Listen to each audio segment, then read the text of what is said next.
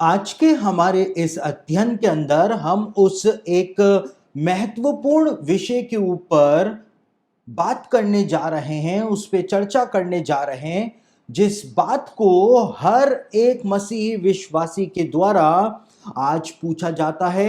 हर एक मसीही विश्वासी के मन में ये सवाल जरूर से उत्पन्न होता है, जिस विषय के ऊपर आज हम बाइबल से मनन करने जा रहे हैं। बाइबल की भविष्यवाणियां आज हमारे समय के अंदर आकर के पूरी हो रही हैं, और इतनी तेजी के साथ बाइबल की भविष्यवाणियों ने पूरा होना शुरू कर दिया है।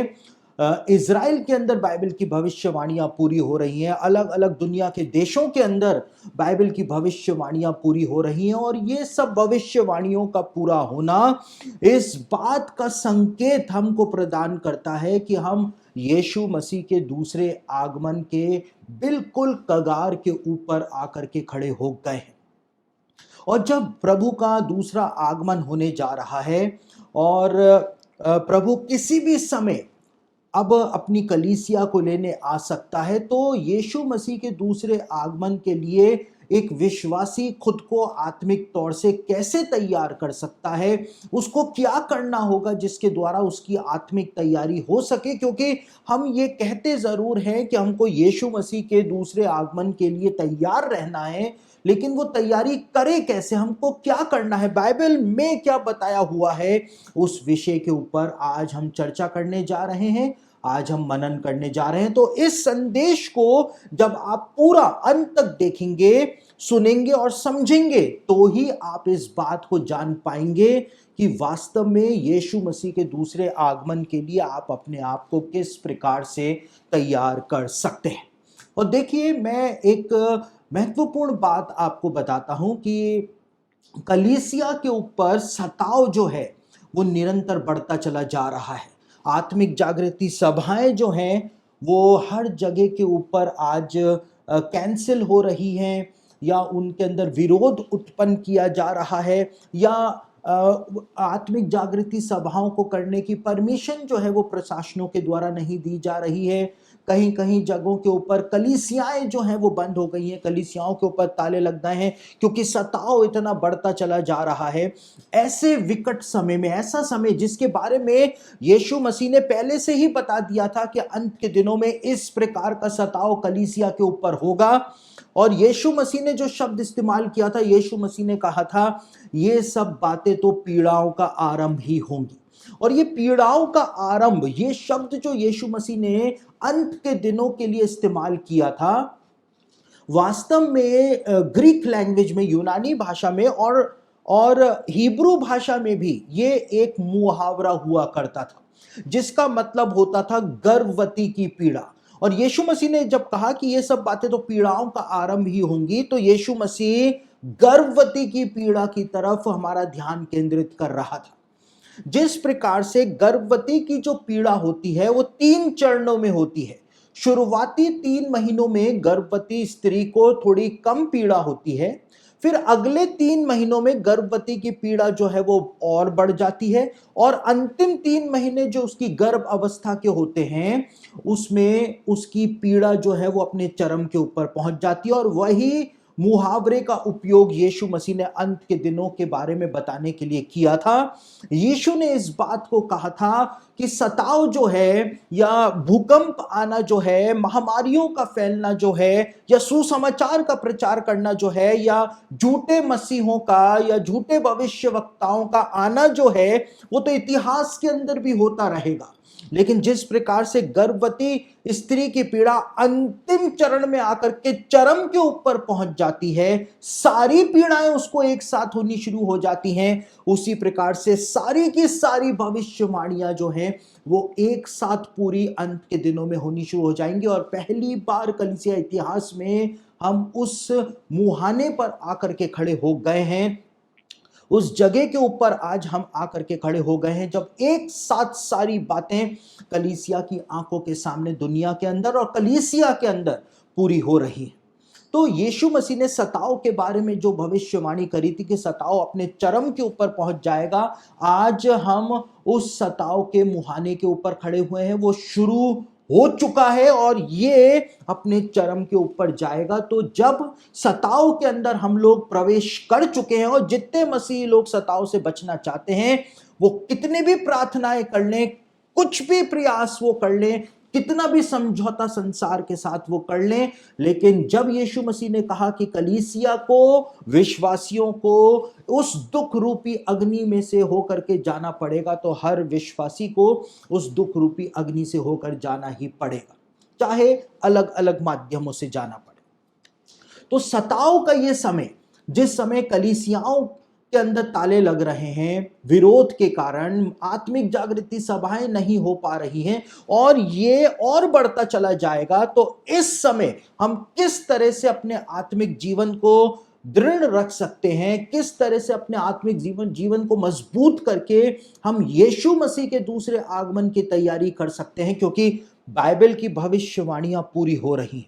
और बाइबल की भविष्यवाणियों के विषय में यीशु ने कहा था जब ये बातें होने लगे तो सीधे होकर अपने सिर ऊपर की ओर उठाना, क्योंकि तुम्हारा छुटकारा निकट होगा। यीशु ने इस बात को कहा था कि अंत के दिनों के चिन्हों को देखते रहना, समझ जाना, क्योंकि जब ये बातें पूरी होने लगेंगी, ये इस बात का चिन्ह होगा कि मैं वापस आने वाला हूं।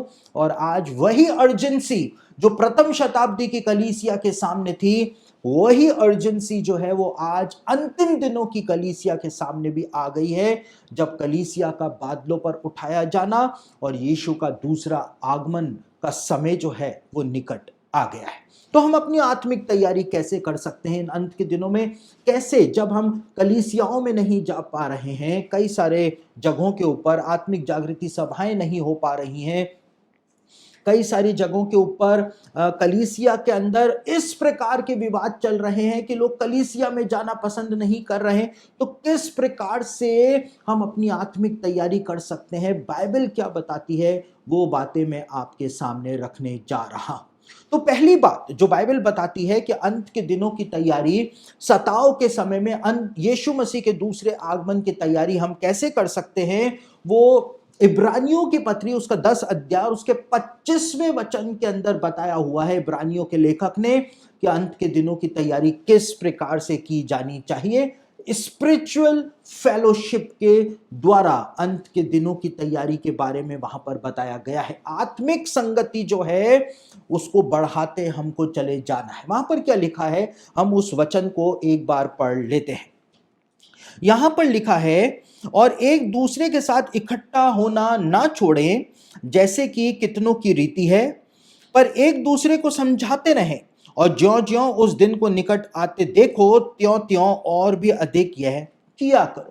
यहां पे इब्रानियों की पत्री का लेखक इस बात को कहता है कि जैसे जैसे तुम यीशु मसीह के दूसरे आगमन को निकट आते हुए देखो, एक दूसरे की आत्मिक संगति के अंदर तुम बढ़ते चले जाने पाओ, ताकि तुम आत्मिक तौर से मजबूत हो सको। यहां पर यह पहली बात जो है यीशु मसीह के दूसरे आगमन की तैयारी के विषय में बताई गई है। आप अपने अपने घरों के अंदर आत्मिक संगति कर सकते हैं। आप अपने मित्रों के साथ, अपने रिश्तेदारों के साथ बैठ करके भजन गा सकते हैं अपने घर में। आप अपने घर के अंदर जो वचन है उसको पढ़ सकते हैं, उसको समझ सकते हैं, आपस में एक दूसरे से वचन को लेकर के चर्चा कर सकते हैं। और इसके लिए आप जितना हो सके एक दूसरे के साथ इकट्ठे हों। आप रोज शाम को इकट्ठे हो सकते हैं, आप रोज सैटरडे संडे को इकट्ठे हो सकते हैं, ताकि आपकी स्पिरिचुअल फेलोशिप जो है वो बनी रहने पाए। और इस तरह से आप जब चर्चा करेंगे कि यीशु मसीह के आने का समय हो गया है, कैसे बाइबल की भविष्यवाणियां पूरी हो रही हैं, जो आपने सीखा है वचन से वो आप दूसरों को सिखाए, जो दूसरे ने सीखा है वो आपको सिखाए, और इस प्रकार से ये आत्मिक संगति आप बढ़ाते चले जाएं। क्योंकि इब्रानियों की पत्री का लेखक कहता है कि जैसे जैसे तुम यीशु मसीह के दूसरे आगमन के दिन को निकट आते हुए देखो, वैसे वैसे और भी अधिक तुम इस काम को करने में लग जाओ, आत्मिक संगति बढ़ाते चले जाने पाओ।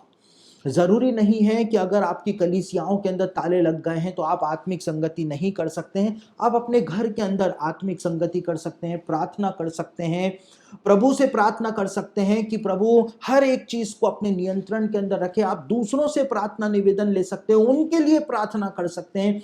इस तरह से आप प्रतिदिन, और यदि प्रतिदिन पॉसिबल ना हो तो सप्ताह में एक दिन कम से कम आप अपने मित्रों के साथ, रिश्तेदारों के साथ, अपने घर के अंदर इस आत्मिक संगति को, स्पिरिचुअल फेलोशिप को आप बढ़ाते चले जाने पाए।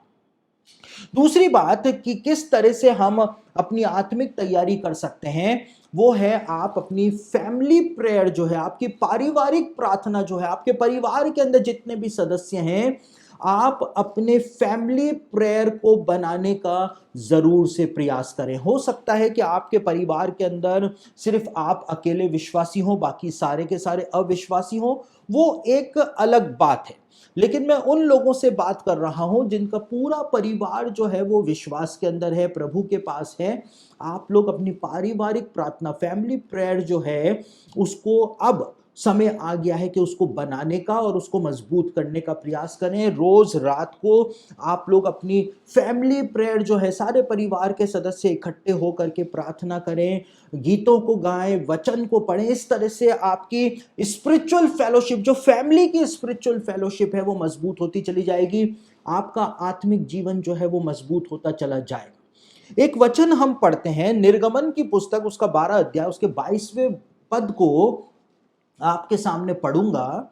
वहां पर ऐसी ही फैमिली फेलोशिप के बारे में, फैमिली प्रेयर की फेलोशिप के बारे में बताया हुआ है। इजरायली जब मिस्र के अंदर थे तो बाहर जो है वो आतंक फैला हुआ था, क्योंकि परमेश्वर मिस्र के पहलोटों को मारने के लिए निकला हुआ था। और सारे के सारे इजरायली अपने अपने परिवारों के साथ अपने अपने घरों के अंदर बंद थे, और वो प्रार्थनाएं कर रहे थे, वो फसह का भोज खा रहे थे, और वो परमेश्वर से दया और अनुग्रह को मांग रहे थे। और परमेश्वर ने प्रॉमिस दिया था कि जब वो अपने घर के अंदर इस काम को करेंगे तो परमेश्वर नाश करने वाले को, उनके जीवन को नाश करने के लिए उनके घर में घुसने नहीं देगा। हम उस वचन को एक बार पढ़ लेते हैं, जो कि बहुत ही पावरफुल वचन, निर्गमन की पुस्तक, उसका 12 अध्याय और उसके 22वें पद के अंदर वो बात जो है वो लिखी हुई है। यहां पे लिखा है, और उसका लहू जो तसले में होगा, मेमने का लहू जो तसले में होगा, उससे उसमें जूफे का एक गुच्छा डुबाकर उसी तसले में से लहू के द्वार के चौखट के सिरे और दोनों अलंगों पर कुछ लगाना, और भोर तक तुम में से कोई घर से बाहर ना निकले। यहां पर इस बात को बोला गया है कि अपने अपने घरों के अंदर रहना, तुम्हारे घरों के ऊपर मेमने का लहू जो है वो लगा हुआ होना चाहिए। अपने अपने घरों में रह करके, आगे के ऊपर और नीचे के वचनों को पढ़ेंगे तो वहां पे लिखा हुआ है, अपने अपने परिवारों के साथ फसह का मेमना जो तुम बलिदान करोगे उसको खाना। और इजरायली जो थे वो आज भी जब फसह का पर्व मनाते हैं तो वो प्रार्थनाएं करते हैं प्रभु के अनुग्रह के लिए, अलग अलग प्रकार की प्रार्थनाएं करते हैं। यहाँ पर एक फैमिली फेलोशिप जो है उसके बारे में स्पष्ट रूप से बताया हुआ है। जिस प्रकार से आज सताव हर तरफ फैला हुआ है, उसी प्रकार से इजरायलियों के ऊपर सताव जो था वो हर तरफ फैला हुआ था। और इजरायली अपने अपने परिवारों के साथ अपने अपने घरों में थे रात के समय, और वो वहां पर फैमिली प्रेयर कर रहे थे, फसह का भोज खा रहे थे और प्रभु के अनुग्रह को मांग रहे थे। अंत के दिनों की तैयारियों में प्रतिदिन आपको फैमिली प्रेयर जो है वो करने की जरूरत आन पड़ी है, ताकि आपके बच्चों का प्रोटेक्शन हो सके, आपका प्रोटेक्शन हो सके, आपकी कलीसिया का, आपके परिवार का, आपके रिश्तेदारों का प्रोटेक्शन हो सके। इसलिए फैमिली प्रेयर जो है, अगर आप वास्तव में यीशु मसीह के दूसरे आगमन की तैयारियां करना चाहते हैं तो फैमिली प्रेयर को आपको महत्व देना ही अपने जीवन में पड़ेगा। उसके बाद तीसरी बात जो है वो ये है कि आपको प्रतिदिन वचन पढ़ने की आदत को डालना पड़ेगा। परमेश्वर का वचन, ये बाइबल जो है, इसको पढ़ने की आदत आपको डालनी पड़ेगी, क्योंकि जितना आप वचन को पढ़ेंगे उतना ही ज्यादा आप यीशु मसीह के अंदर और परमेश्वर के अंदर मजबूत होते चले जाएंगे। आपका आत्मिक जीवन जो है वो मजबूत होता चला जाएगा। तो इस काम को आपको प्रतिदिन करना पड़ेगा। कई सारे लोग मेरे पास आते हैं और वो आकर के मुझसे पूछते हैं कि आत्मिक जीवन में आगे बढ़ने के लिए मैं क्या करूं, क्या मैं उपवास करूं तो कितने दिन के उपवास करूं, मैं प्रार्थना करूं तो कितने घंटे की मैं प्रार्थना करूं, क्या मेरे को बाइबल कॉलेज इसके लिए जाना पड़ेगा, मुझको क्या करना पड़ेगा। और मैं उनको साधारण सी एक बात बोलता हूं, जितना ज्यादा हो सके आप परमेश्वर का वचन पढ़ें, आपका विश्वास अपने आप बढ़ना शुरू हो जाएगा, आप अपने आप ही आत्मिक जीवन के अंदर आगे बढ़ने शुरू हो जाएंगे। भजन संहिता 119 के 11 के अंदर क्या लिखा हुआ है आपके सामने पढ़ता हूं। वहां पे परमेश्वर के वचन के विषय में एक बहुत महत्वपूर्ण बात बताई हुई है। भजन संहिता 119 के 11 के अंदर लिखा हुआ है, मैंने तेरे वचन को अपने हृदय में रख छोड़ा है कि तेरे विरुद्ध पाप ना करूं। और इसी प्रकार से यहोशू उसका पहला अध्याय उसके 8वें वचन के अंदर परमेश्वर ने यहोशू को कहा था कि व्यवस्था की ये पुस्तक, ये वचन जो है वो तेरे चित्त से कभी ना उतरने पाए, इसी में दिन रात ध्यान दिए रहना, तो ऐसा करने से तेरे सारे काम सफल होंगे और तू वो एक प्रभावशाली व्यक्ति बनेगा।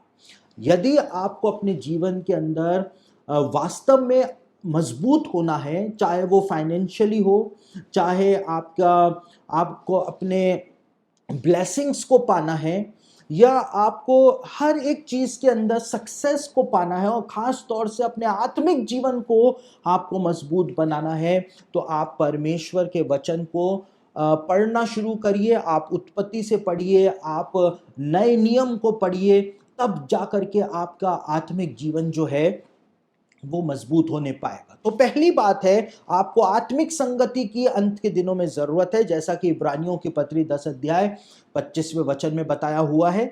दूसरी बात जो है, आपको फैमिली प्रेयर जो है, फैमिली प्रेयर लाइफ जो है उसको बिल्टअप करने की जरूरत पड़ेगी। साथ ही साथ आपको जो तीसरी बात है, आपको परमेश्वर का वचन पढ़ने की जरूरत पड़ेगी। लेकिन ये सब तो ऐसी बातें हैं जो आप दूसरों के साथ मिलकर के करेंगे। लेकिन अब आपको अपनी पर्सनल लाइफ के अंदर क्या बदलाव लाने हैं, आपको पर्सनल लाइफ में क्या करना है, यदि इस अंत के दिनों में, इस महासताव का समय जो कि अब शुरू हो चुका है, हम उसके अंदर प्रवेश कर चुके हैं, यदि आपको उसके अंदर अपने आप को मजबूत करना है, तो आपको प्रतिदिन प्रार्थना के अंदर समय जो है वो बिताना पड़ेगा। और मैं ये नहीं बोल रहा हूं कि आप 1 घंटे प्रार्थना में बिताइए, आप 2 घंटे बिताइए, आप 10 घंटे बिताइए, वो प्रभु और आपके बीच की बात है। और मैं ये भी नहीं बोल रहा हूं कि आप 5 मिनट प्रार्थना करके खड़े हो जाएं, 2 मिनट प्रार्थना करके खड़े हो जाएं, मैं वो बात भी नहीं बोल रहा। लेकिन मैं आपको बता रहा हूं, जो समय की मांग है, समय की, आज ये जो इतना विकट समय चल रहा है, इसकी मांग जो है वो ये है कि आपको अपनी पर्सनल प्रेयर लाइफ के ऊपर ध्यान देना ही पड़ेगा। और पर्सनल प्रेयर लाइफ को आपको बनाना ही पड़ेगा, आपको एक समय बनाना पड़ेगा। और देखिए, आप सोचेंगे कि ऐसा हो जाए उसके बाद मैं प्रार्थना करना शुरू करूं, बस ये काम हो जाए, मैं टेंशन फ्री हो जाऊं, उसके बाद मैं प्रार्थना के ऊपर ध्यान दूंगा, प्रार्थना का जीवन बनाऊंगा, वो दिन, वो समय कभी नहीं आएगा। क्योंकि एक समस्या जाएगी, दूसरी समस्या में आप फंस जाएंगे। आप अपनी प्रेयर लाइफ को ऐसे कभी नहीं बना पाएंगे। आपको अपनी प्रेयर लाइफ को यदि बनाना है तो आपको उसको आज से शुरू करना पड़ेगा, चाहे कितनी भी टेंशन्स के अंदर आप क्यों ना हो, आप परेशानियों में हैं, चिंताओं के अंदर हैं, आप कितने भी ज्यादा व्याकुल क्यों ना हैं, आपको अपनी प्रेयर लाइफ को आज से ही बनाना शुरू करना पड़ेगा। क्योंकि समय की मांग है कि अब समय आ गया है कि आपको अपनी पर्सनल प्रेयर लाइफ बनानी पड़ेगी। क्योंकि जिसका संबंध प्रभु के साथ होगा वही स्वर्ग के अंदर प्रवेश करने पाएगा। यीशु मसीह ने कहा, हे सब कुकर्म करने वालों, मेरे पास से चले जाओ, मैं तो तुमको जानता ही नहीं। प्रार्थना का मतलब है प्रभु को जानना। जिस प्रकार से एक पति पत्नी जब एक तन हो जाते हैं तो वो एक दूसरे को जानते हैं, उसी प्रकार से जब कोई प्रार्थना करता है तो वो प्रभु के साथ एक आत्मा हो जाता है और वो प्रभु को जानना शुरू कर देता है। उसी प्रकार से प्रार्थना का जीवन जब तक आपका नहीं होगा, आप स्वर्ग जाने का विचार बिल्कुल त्याग दीजिए। और आज जो आपकी परिस्थिति है वो इसलिए ऐसी आपकी दयनीय परिस्थिति हो रखी है क्योंकि प्रार्थना का फेलियर यदि आपके जीवन के अंदर है तो आपके जिंदगी में आपको हर चीज के अंदर, हर बात के अंदर आपको फेलियर का सामना ही करना पड़ेगा। लेकिन प्रार्थना को लेकर के अधिकांश विश्वासी जो है, पर्सनल प्रेयर को लेकर के अधिकांश विश्वासी जो हैं वो फेलियर का ही सामना करते हैं, क्योंकि वो कहते हैं कि हम प्रार्थना करते हैं लेकिन प्रभु हमारी प्रार्थनाओं का उत्तर नहीं देता है। तो इन अंत के दिनों में आपको अपना संबंध प्रभु के साथ सही कर लेना है, ताकि जब आप प्रार्थना करें तो प्रभु आपकी प्रार्थना का उत्तर प्रदान करे। तो प्रभु आपकी प्रार्थना का उत्तर कैसे प्रदान करेगा, मैं कुछ बातें आपके सामने रख रहा हूं जो प्रतिदिन आपको अपनी पर्सनल प्रेयर लाइफ के अंदर करनी है। आपको आत्मिक संगति करनी है, आपको फैमिली प्रेयर की संगति करनी है, आपको वचन प्रतिदिन पढ़ना है, लेकिन उसके साथ साथ जब आप पर्सनल फेलोशिप प्रभु के साथ करेंगे, उसके आत्मा के साथ करेंगे, पर्सनल प्रेयर लाइफ जब आप बिल्टअप करेंगे, तो आपको करना क्या होगा, क्यों आपकी प्रार्थनाओं का उत्तर नहीं आ रहा है, वो सारी बातें मैं आपके सामने जल्दी जल्दी रखने जा रहा हूं। तो सबसे पहले हम कुछ वचनों को पढ़ लेते हैं।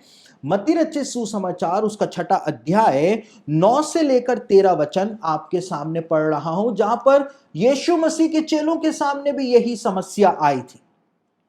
यहूदियों को बचपन से प्रार्थना करना सिखाया जाता है, यहूदियों को पता है प्रार्थना कैसे की जाती है, लेकिन उसके बावजूद यीशु के शिष्य यीशु के पास आए और उन्होंने आकर के यीशु से कहा हमको प्रार्थना करना सिखा। यानी कि उनकी प्रेयर लाइफ के अंदर भी कहीं ना कहीं कुछ ना कुछ गड़बड़ हो रही थी, जिसकी वजह से उनकी प्रार्थनाओं का भी उत्तर उनको नहीं मिल पा रहा था। इसलिए वो यीशु के पास आए, वो प्रार्थना करने वाले लोग यीशु के पास आए और उन्होंने आकर के कहा हमको प्रार्थना करनी सिखा। और यीशु ने उसके बाद उनको प्रार्थना करनी सिखाई। यहाँ पे 6 अध्याय के मत्ती उसका 6 अध्याय उसके 90 वचन से आपके सामने पढ़ रहा हूं। यीशु ने कहा अतः तुम इस रीति से प्रार्थना किया करो, हे हमारे पिता तू जो स्वर्ग में है। सबसे पहली बात जो यीशु ने यहां पर बताई, जिसके बारे में मैंने अपने बीते एक संदेश के अंदर भी आपको बताया था, कि सबसे पहली बात आपका संबंध परमेश्वर के साथ एक पिता और पुत्र का संबंध जब तक नहीं होगा, आपकी प्रेयर लाइफ कभी नहीं बन सकती है और आपकी प्रार्थनाओं का उत्तर कभी आ ही नहीं सकता है।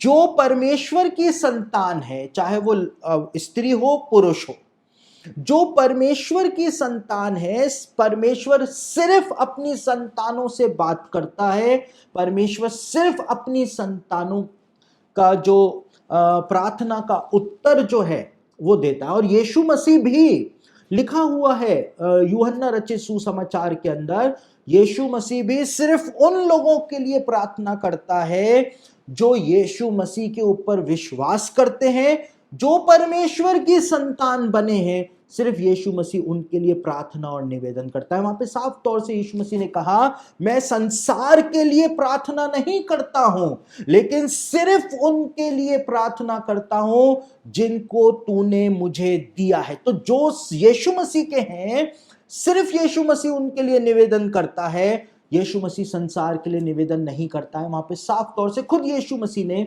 इस बात को अपने मुंह से बोल दिया था।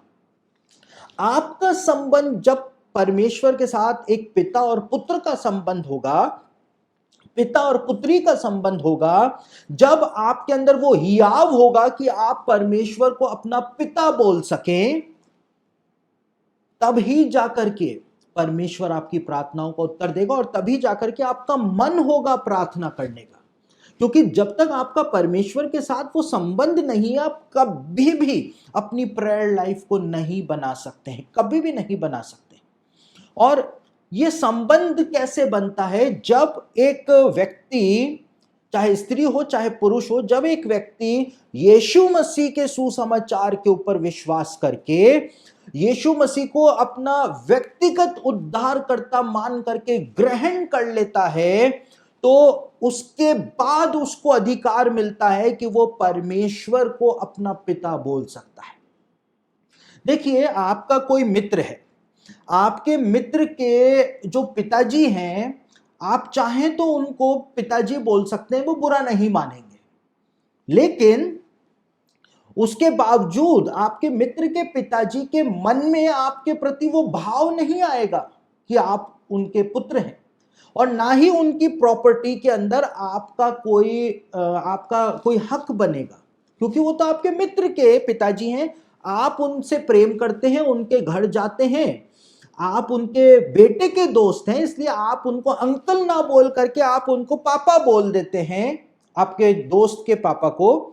तो इससे वो आपके पापा नहीं बन जाते हैं जब तक कि आपके मित्र के पापा आपको गोद ना ले लें, और गोद लेने की, अडॉप्शन की सारी फॉर्मेलिटीज को जब तक पूरा ना कर दिया जाए, तब तक आप कानूनन तौर पर अपने दोस्त के पापा को पापा नहीं बोल सकते हैं। आप वैसे बोल सकते हैं, लेकिन आप उनकी प्रॉपर्टी के, उनकी विरासत के हकदार तब तक नहीं बनेंगे, और आपके मित्र के पापा के मन में भी आपके लिए वो भाव कभी भी उत्पन्न नहीं होगा जब तक कि अडॉप्शन की फॉर्मेलिटीज को पूरा नहीं कर लिया जाता है।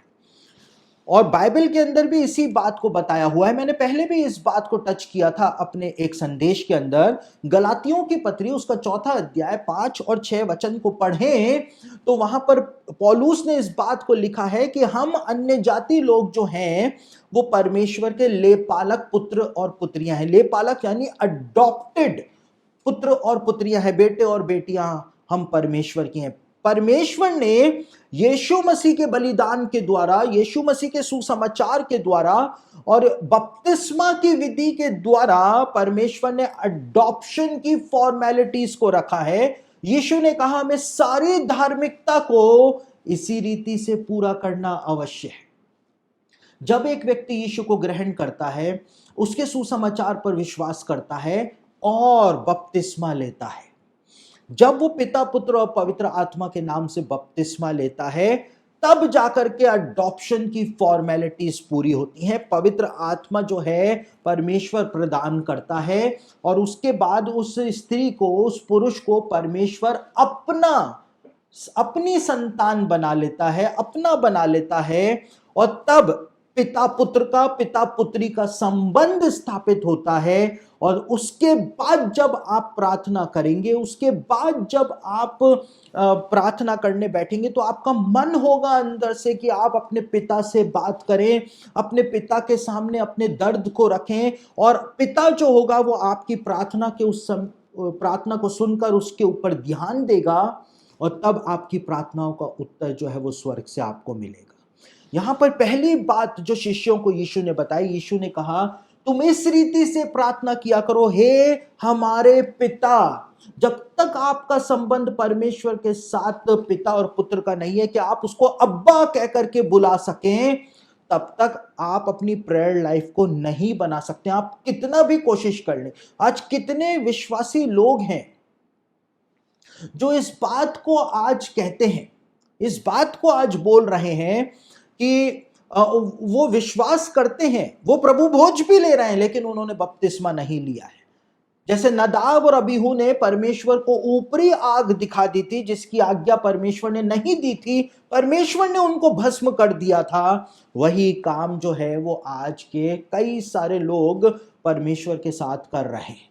परमेश्वर को क्रोध दिलाने का काम कई सारे लोग कर रहे हैं। आपने यदि विश्वास किया है तो उस विश्वास को प्रकट करें, क्योंकि जो मनुष्यों के सामने मुझको मान लेगा, उसको मैं स्वर्ग के दूतों के सामने, पिता के सामने मान लूंगा कि ये मेरा है, यीशु ने कहा। लेकिन आज कितने लोग, डरपोक लोग जो हैं, वो यीशु के ऊपर विश्वास तो करते हैं, लेकिन वो बपतिस्मा नहीं लेना चाहते हैं, क्योंकि उनको नाना प्रकार की चीजों का भय जो है वो सताता रहता है। यीशु ने कहा जो शरीर को नाश कर सकते हैं उनसे ना डरो, लेकिन जो शरीर और आत्मा दोनों को नाश कर सकता है, यानी परमेश्वर, तुमको उससे डरने की जरूरत है। तो जब आपका संबंध परमेश्वर के साथ होगा, उसी समय आप अपनी प्रेयर लाइफ को इन अंत के दिनों में स्थापित कर पाएंगे, आप उसको बना पाएंगे। साथ ही साथ जो अगली बात यीशु मसीह ने बोली, यहां पे यीशु मसीह ने कहा तेरा नाम पवित्र माना जाए। परमेश्वर का नाम पवित्र मानना, परमेश्वर की जो इज्जत है उसको बरकरार रखना। बाइबल में परमेश्वर बार बार इस बात को कहता है कि इन्होंने मेरे नाम को अपवित्र ठहराया। कैसे अपवित्र ठहराया? पाप करने के द्वारा। जब आप पाप करते हैं तो आप परमेश्वर के पवित्र नाम, जिस नाम के आप कहलाते हैं, आप परमेश्वर के हैं, मेरे लोग जो मेरे नाम के कहलाते हैं, जब आप पाप करते हैं तो आप परमेश्वर के नाम को अपवित्र करते हैं। तो हमको ध्यान देना है इन अंत के दिनों में, प्रतिदिन जो हमको काम करना है, हमको परमेश्वर के साथ अपनी फेलोशिप को बनाना है, परमेश्वर के साथ अपने संबंध को बिल्कुल ठीक रखना है, और इस बात का ध्यान रखना है कि हम परमेश्वर के नाम को कहीं ना कहीं पर अपवित्र तो नहीं कर रहे हैं। पान बीड़ी की दुकानों के ऊपर हम खड़े हुए तो नहीं है, क्योंकि जो दूसरे कर रहे हैं, जिनका संबंध परमेश्वर के साथ पिता पुत्र का नहीं है, पिता पुत्री का नहीं है, वो लोग भी वहीं पर ही खड़े हुए हैं, शराब के ठेकों पे खड़े हैं। एक विश्वासी भी वहीं पर ही खड़ा है, वह व्यभिचार कर रहा है या दूसरे गंदे काम कर रहा है, दूसरी चीजें देख रहा है मोबाइल पे, लैपटॉप के ऊपर, टीवी के ऊपर। तो आप में और दूसरों में जिनका संबंध परमेश्वर के साथ है ही नहीं, उनमें क्या अंतर रह जाएगा? क्या आप भी अपने मुंह से गंदी गालियों को बक रहे हैं और संसार के लोग भी अपने मुंह से गंदी गालियों को बक रहे हैं? तो आपके अंदर और दूसरे के अंदर क्या अंतर रह जाएगा? और आप कहना है कि आप स्वर्ग जाएंगे, जो कि फिर हो ही नहीं सकता है।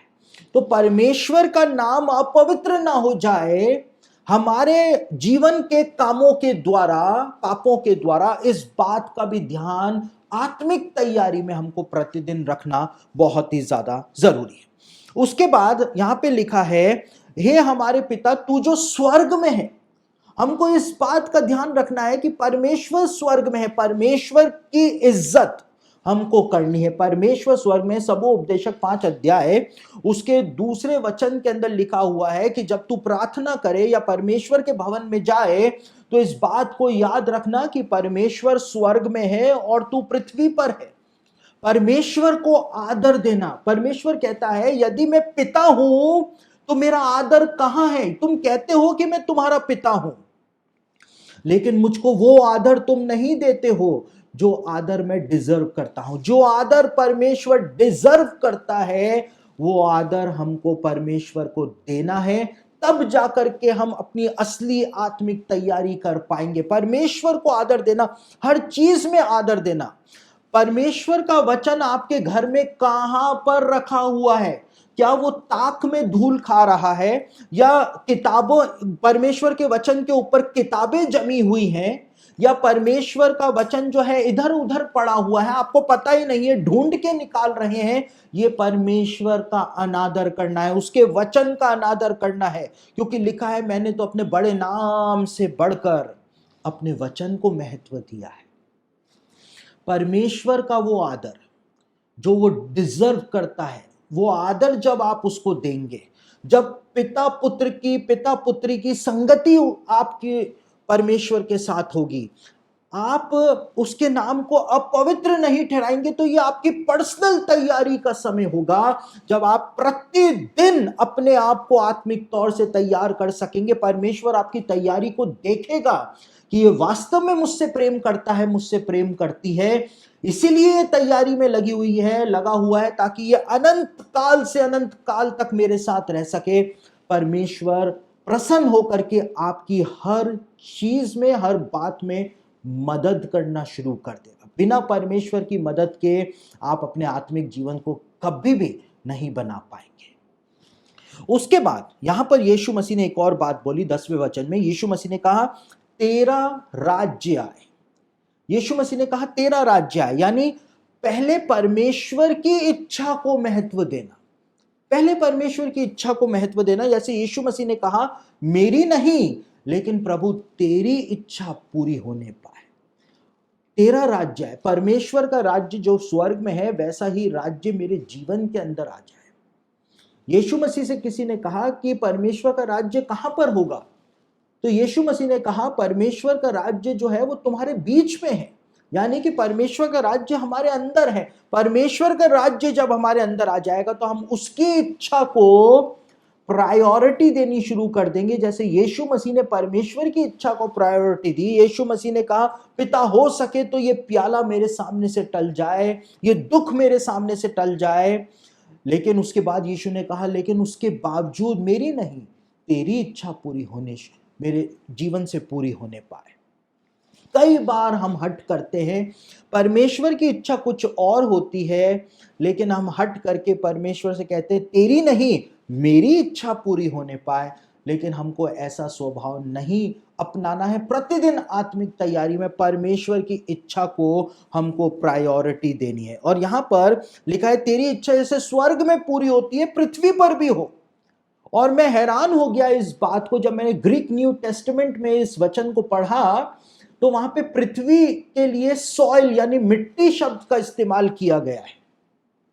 तेरी इच्छा जैसे स्वर्ग में पूरी होती है, वैसे पृथ्वी पर भी हो, यानी कि सॉइल मिट्टी में भी हो। मिट्टी में यानी कि हम इंसान जो कि मिट्टी से बने हुए, जैसे परमेश्वर की इच्छा स्वर्ग में पूरी होती है, वैसे ही इस मिट्टी में, हमारे इस शरीर के अंदर तेरी इच्छा पूरी होने पाए, तेरी इच्छा पूरी होने पाए, परमेश्वर की इच्छा। अब परमेश्वर की इच्छा क्या है जिसको हमको प्रतिदिन अपने आत्मिक जीवन के अंदर पूरा करना है। परमेश्वर की इच्छा को जब हम पूरा करेंगे, तभी हम आत्मिक रीति से अपने आप को तैयार कर पाएंगे इन अंत के दिनों में। तो परमेश्वर की इच्छा क्या है कि मैं प्रतिदिन परमेश्वर की इच्छा के अनुसार काम करूं। रोमियो की पत्री उसका 12 अध्याय उसके दूसरे वचन के अंदर पौलुस कहता है कि जिससे तुम परमेश्वर की भली और भावती और सिद्ध इच्छा अनुभव से मालूम कर सको। जब आप आत्मिक जीवन के अंदर आगे बढ़ेंगे, उसका वचन आप प्रतिदिन पढ़ेंगे, और जब वचन आप प्रतिदिन उसका पढ़ेंगे, तो आप अनुभव से ही इस बात को जान लेंगे कि परमेश्वर की इच्छा इस काम में आपके जीवन के लिए क्या है। कुछ वचनों को हम इस विषय में पढ़ लेते हैं। पहला थिस्सलुनीकियों उसका 4 अध्याय उसका 3 वचन को आपके सामने पढ़ रहा हूं। वहां पर परमेश्वर की इच्छा के बारे में एक बात जो है वो पौलुस ने बहुत ही अद्भुत रीति से बताई है। पहला थिस्सलुनीकियों उसका 4 अध्याय और उसके 3 वचन में लिखा है, क्योंकि परमेश्वर की इच्छा यह है, वहां पे लिखा है, तेरी इच्छा जैसे स्वर्ग में पूरी होती है, इस मिट्टी में भी तेरी इच्छा पूरी होने पाए। परमेश्वर की इच्छा यह है कि तुम पवित्र बनो, अर्थात व्यभिचार से बचे रहो। यह परमेश्वर की इच्छा है कि आप पवित्रता के अंदर आगे बढ़ते चले जाएं और व्यभिचार से बचते चले जाएं। ये परमेश्वर की इच्छा है। आपको आत्मिक तैयारी करनी है तो आपको परमेश्वर की इच्छा का पालन करना पड़ेगा। और आप अपने आप इसको नहीं कर सकते हैं कि आप अपने आप ही पवित्र बनना शुरू कर दें। हमको पवित्र बनना है, खुद प्रयास करने हैं, लेकिन हमको परमेश्वर से सहायता मांगनी है कि प्रभु मैं अकेला इस काम को नहीं कर पाऊंगा या नहीं कर पाऊंगी, अपने पवित्र आत्मा के द्वारा मेरी सहायता करें, ताकि मैं इस पाप को कुचल करके पवित्रता की तरफ आगे बढ़ सकूं। उसके बाद इसी का पहला थिस्सलुनीकियों का 5 अध्याय उसके 18वें वचन के अंदर भी परमेश्वर की इच्छा के बारे में पौलुस ने बताया है। यहां पे लिखा है, हर बात में धन्यवाद करो, तुम्हारे लिए मसीह यीशु में परमेश्वर की यही इच्छा है। हर बात में धन्यवाद करना। यदि आपके साथ बुरा हो गया, आप परमेश्वर का धन्यवाद करें, क्योंकि ये परमेश्वर की इच्छा है। आपके साथ भला हो गया, आप परमेश्वर का धन्यवाद करें। ये परमेश्वर की इच्छा है कि धन्यवादी बने रहो। नए नियम के अंदर लिखा हुआ है, निरंतर परमेश्वर का धन्यवाद करते रहो कि सब काम मेरे लिए भलाई के लिए हो रहे हैं, क्योंकि सब कुछ परमेश्वर कर रहा है, क्योंकि मैं उसकी संतान हूं। उसके बाद पहला पत्रस उसका 2 अध्याय उसके 15वें वचन को भी हम पढ़ लेते हैं। वहां पर भी एक अद्भुत बात जो है वो बताई हुई है। पहला पत्रस 2 अध्याय उसके 15वें वचन में परमेश्वर की इच्छा के बारे में बताया है, क्योंकि परमेश्वर की इच्छा यह है कि तुम भले काम करने के द्वारा निर्बुद्धि लोगों की अज्ञानता की बातों को बंद कर दो। परमेश्वर की इच्छा क्या है? तेरी इच्छा जैसे स्वर्ग में पूरी होती है, पृथ्वी पर, इस मिट्टी पर भी होने पाए। कैसे होने पाए? तुम भले काम करने के अंदर लग जाओ। ये परमेश्वर की इच्छा है कि हम भले काम करें, हम दान करें, हम दूसरों की सहायता करें, मदद करें, अगर कोई कोई बीमार है तो हम उसको संभालें, जिस घर के अंदर परेशानी है हम उनकी सहायता करें, तो ये परमेश्वर की इच्छा है कि तुम भले काम करो। एक वचन को हम और पढ़ लेते हैं, बल्कि दो वचनों को हम और पढ़ेंगे, पहला पत्रस से ही 3 अध्याय उसके 17वें वचन के अंदर क्या लिखा हुआ है। क्योंकि परमेश्वर की यही इच्छा हो कि तुम भलाई करने के कारण दुख उठाओ, तो ये बुराई करने के कारण दुख उठाने से उत्तम है। ये भी परमेश्वर की एक इच्छा है। आप किसी के साथ भला करते हैं और उसके बाद आपने उसकी इतनी भलाई कर दी, लेकिन उसने उसके बावजूद आपकी बुराई करी, आपकी बदनामी करी, आपके साथ बुरा किया, तो ये परमेश्वर की इच्छा है। तो परमेश्वर की इच्छा है तो आपको क्या करना है, धन्यवादी बनना है कि परमेश्वर का धन्यवाद हो कि मेरे भलाई करने के बावजूद इस सामने वाले व्यक्ति ने मेरे साथ बुराई कर दी, इसमें भी परमेश्वर की महिमा हो। यह परमेश्वर की इच्छा है ताकि परमेश्वर जैसा स्वभाव हमारे अंदर उत्पन्न हो सके। चौथा अध्याय उसका दूसरा वचन भी इसी में हम पढ़ लेते हैं। यहां पर लिखा है, ताकि भविष्य में अपना शेष शारीरिक जीवन मनुष्यों की अभिलाषाओं के अनुसार नहीं, वरन परमेश्वर की इच्छा के अनुसार व्यतीत करें। यहां पे लिखा है, परमेश्वर की इच्छा के अनुसार हम अपना जो जीवन है वो व्यतीत करें, ना कि मनुष्य की शारीरिक अभिलाषाओं के अनुसार हम अपना जीवन व्यतीत करें। ये परमेश्वर की इच्छा है। तो परमेश्वर की इच्छा जो है, यीशु मसीह ने कहा, तेरी इच्छा जैसे स्वर्ग में पूरी होती है, वैसे ही तेरी इच्छा जो है वो पृथ्वी पर भी पूरी होने पाए। और किस प्रकार से परमेश्वर की इच्छा है, बहुत सारे वचन हैं बाइबल के अंदर जो बताते हैं कि परमेश्वर की इच्छा एक विश्वासी के लिए क्या है। जब आप नए नियम को बारीकी से पढ़ेंगे, प्रतिदिन पढ़ेंगे, तो आप अनुभव से परमेश्वर की भली और भावती और सिद्ध इच्छा को मालूम कर पाएंगे। उसके बाद यीशु मसीह ने 11वें वचन में कहा, हमारे दिन भर की रोटी आज हमें दे। रोटी का मतलब वो ब्रेड या वो रोटी नहीं है जो कि हम खाते हैं, लेकिन यहाँ पे परमेश्वर के वचन को रोटी कहा गया है। क्योंकि मूसा ने व्यवस्था विवरण यानी ड्यूट्रोनॉमी उसका 8:3 के अंदर एक बात बोली थी। मूसा ने कहा था, मनुष्य केवल रोटी ही से नहीं, लेकिन परमेश्वर के मुंह से निकले हुए हर एक वचन के द्वारा जीवित रहता है। यानी कि जब यीशु मसीह ने कहा कि हमारे प्रतिदिन की रोटी हमें दिया कर, तो हमारा प्रतिदिन का वचन जो है, जो तेरे वचन को हम पढ़ रहे हैं, तेरे वचन को हम सीख रहे हैं, तो प्रतिदिन अपने वचन के द्वारा हमारी आत्मा से तू बात कर, ताकि हम जिस प्रकार से रोटी खाने से हम शारीरिक बल पाते हैं, उसी प्रकार से तेरा वचन जब हमको मिलेगा तो हम आत्मिक तौर से प्रतिदिन बलवंत होते चले जाएंगे। वचन को जब आप पढ़ेंगे तो आपको वचन का प्रकाशन परमेश्वर देगा, और जब वचन का प्रकाशन आपको मिलेगा तो वो आपके आत्मिक जीवन को मजबूत करेगा। परमेश्वर आपके जीवन से क्या चाहता है, आपके जीवन में कहां पर गलतियां हैं, परमेश्वर कहां पर सुधार चाहता है, ये प्रतिदिन परमेश्वर आपको बताएगा।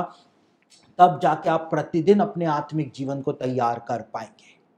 उसके बाद यहां पे लिखा हुआ है, यीशु मसीह ने कहा, और जिस प्रकार हमने अपने अपराधियों को क्षमा किया है। यानी कि आपको प्रतिदिन एक और काम करना है। यदि आप वास्तव में अंत के दिनों की तैयारी करना चाहते हैं, जो कि बहुत ही कठिन है, आपको दूसरों को माफ करना है। माफ करने वाला स्वभाव जब आप अपने अंदर ले आएंगे, वो नेचर जब आपके अंदर आ जाएगा कि आप दूसरों को माफ करेंगे, तो आप, यहां पे लिखा है, जैसे हमने अपने अपराधियों को क्षमा किया है, तू भी हमारे अपराधों को क्षमा कर। जब आप दूसरों को क्षमा करेंगे तो परमेश्वर प्रतिदिन आपको क्षमा दान जो है वो देता चला जाएगा। आपको प्रतिदिन परमेश्वर भी माफ करता चला जाएगा। तो ये प्रतिदिन ये काम जो है वो आपको करना है। प्रतिदिन आपको प्रतिदिन रिपेंट करना है, प्रतिदिन रिपेंट करना है, प्रतिदिन पश्चाताप करना है कि प्रभु मुझसे ये गलती हो गई है, आप मुझको माफ कर दो। इतने प्रयास करने के बावजूद मैंने ये पाप कर दिया, आप मुझको माफ कर दो। लेकिन परमेश्वर से वो माफी आपको प्रतिदिन कब मिलेगी? जब आप दूसरों को माफ करेंगे जिसने आपके साथ बुरा किया है। जब आप उनको माफ करेंगे, परमेश्वर की दया आपके जीवन के ऊपर अपने आप प्रकट होती चली जाएगी। उसके बाद लिखा है, हमें परीक्षा में ना ला, बल्कि बुराई से बचा। बुराई से बचा। इंग्लिश में पढ़ेंगे तो वहां पर ये वर्डिंग्स नहीं लिखे हुए हैं, वहां पे लिखा हुआ है डिलीवर अस फ्रॉम इविल, यानी कि हमको बुराई से छुड़ा। यानी कि आपको प्रतिदिन प्रार्थना करनी है कि जो पाप आपके जीवन में, जो गुप्त पाप आपके जीवन में आज भी बसा हुआ है, जिसके ऊपर आप ओवरकम नहीं कर पा रहे हैं, उस पर जय प्राप्त नहीं कर पा रहे हैं, आपको उसको परमेश्वर के सामने लेकर के आना है कि प्रभु मुझे इस बुराई से छुड़ा, क्योंकि मैं अपने सामर्थ्य से इससे नहीं छूट पा रहा हूं। आप उसको परमेश्वर के सामने लेकर के आए, बेशर्म होकर के अपने पाप को परमेश्वर के सामने माने, क्योंकि यदि आपने परमेश्वर के सामने शर्म की तो आप नुकसान में रहेंगे। बेशर्म होकर के परमेश्वर के सामने अपने पापों को रख दें, ताकि परमेश्वर आपको उन गंदी चीजों से छुड़ा सके। डिलीवर अस फ्रॉम इविल, हम मुझको इस पाप से छुड़ा ताकि मैं एक पवित्र जीवन जी सकूं, तेरी इच्छा के अनुसार मैं आगे बढ़ सकूं। तो प्रभु की ये प्रार्थना जो है, जो प्रभु ने अपने शिष्यों को सिखाई थी, ये आत्मिक जीवन से संबंधित प्रार्थना है। इसका भौतिक जीवन से कोई लेना देना नहीं है। और इसीलिए इफिसियों की पत्री उसका पहला अध्याय उसके 3 वचन के अंदर पौलुस कहता है कि परमेश्वर ने हमको सब प्रकार की आत्मिक आशीषें प्रदान करी है।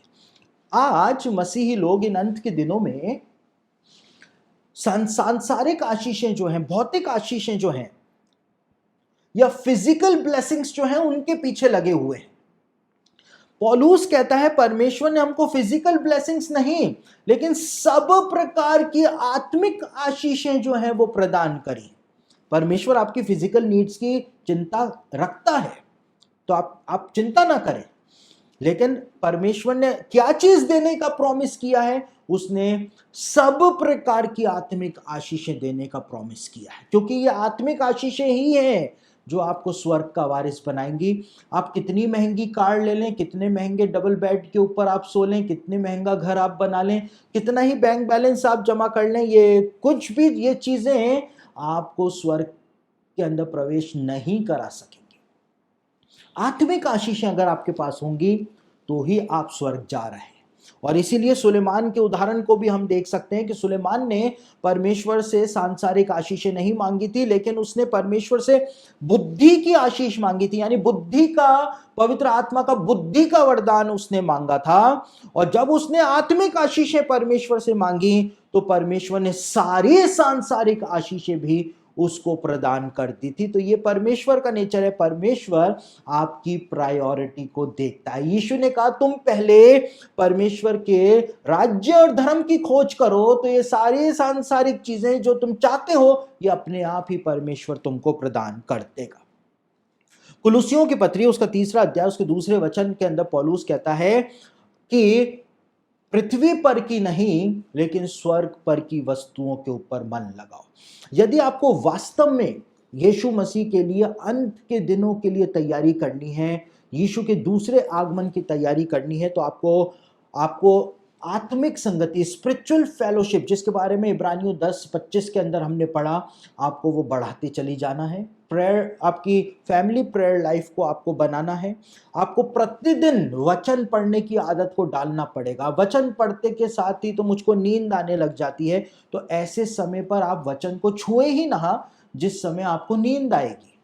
और आपको नींद इसलिए आ रही है क्योंकि आपका परमेश्वर के साथ पिता और पुत्री का संबंध है ही नहीं, इसलिए आपको उसका वचन उठाते के साथ ही नींद आ रही है।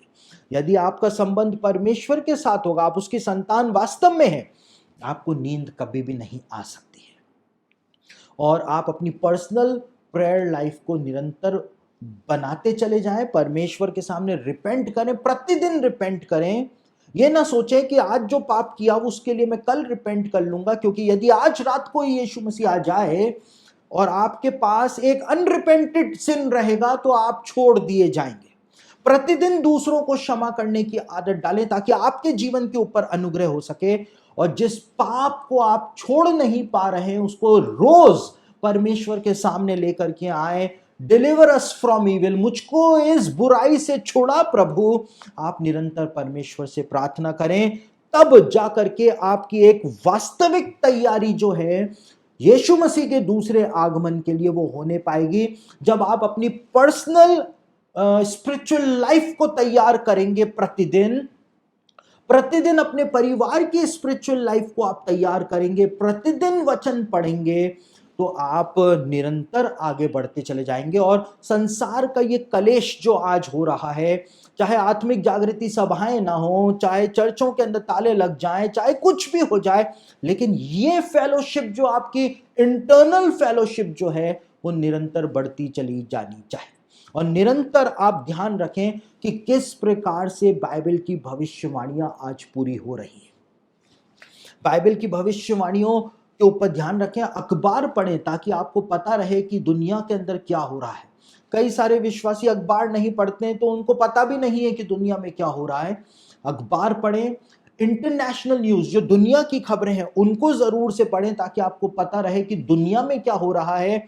और निरंतर आप बाइबल की भविष्यवाणियों के आधार पर उनका मिलान करते रहें। बाइबल की भविष्यवाणियों को पढ़ें, प्रकाशित वाक्य की पुस्तक को पढ़ें, क्योंकि जो प्रकाशित वाक्य में लिखा है वो जल्द ही सब कुछ पूरा होने जा रहा है। तो एक धन्य आशा आपके पास है कि जब ये सब चीजें, सारा सताव जो है जब अपने चरम के ऊपर जा रहा होगा, तो एक निकास द्वार विश्वासियों के लिए खुल जाएगा। स्वर्ग से परमेश्वर की तुरही की आवाज सुनाई देगी। जो मसीह में मरे हैं वो जिंदा हो जाएंगे और हम सब जीवित विश्वासी और सब मरे हुए विश्वासी भी जिंदा हो करके बादलों पर उठा लिए जाएंगे ताकि हवा में प्रभु से मिलें और इस रीति से हम सदा प्रभु के साथ रहेंगे। तो अब से अपनी आत्मिक तैयारी के अंदर आप बहुत जोर शोर से लग